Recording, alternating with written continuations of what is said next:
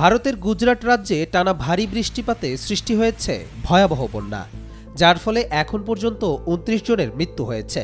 রাজ্যটির বিভিন্ন অঞ্চল প্লাবিত হয়ে গেছে এবং এখন পর্যন্ত ১৮,০০০ মানুষকে উদ্ধার করা হয়েছে।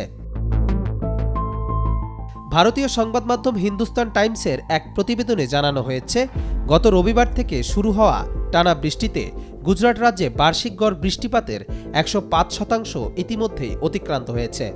প্রবল বর্ষণের কারণে রাজ্যের প্রতিটি নদী ও বাঁধের পানি বিপদসীমা ছাড়িয়ে গেছে। বিশেষত অজোয়া ও প্রতাপুরা রিজার্ভের পানি ছেড়ে দেওয়ায় তা বিশ্বমিত্রী নদীতে গিয়ে পড়েছে। ফলে আশেপাশের গ্রাম ও শহরগুলো ১০ থেকে ১২ ফুট পানির নিচে তলিয়ে গেছে। রাস্তাঘাট, বাড়িঘর সবই পানিতে ডুবে আছে এবং অনেকে বাধ্য হয়ে বাড়ির ছাদে আশ্রয় নিয়েছেন।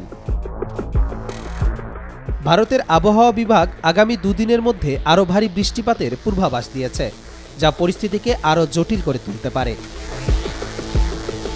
বন্যা পরিস্থিতি নিয়ে গতকাল বুধবার সকালে গুজরাটের মুখ্যমন্ত্রী ভূপেন্দ্র প্যাটেলের সঙ্গে ফোনে কথা বলেন ভারতের প্রধানমন্ত্রী নরেন্দ্র মোদী। তিনি বন্যা পরিস্থিতি মোকাবেলায় সব ধরনের সাহায্যের আশ্বাস দিয়েছেন। কবির চৌধুরী, জয়, মাই টিভি।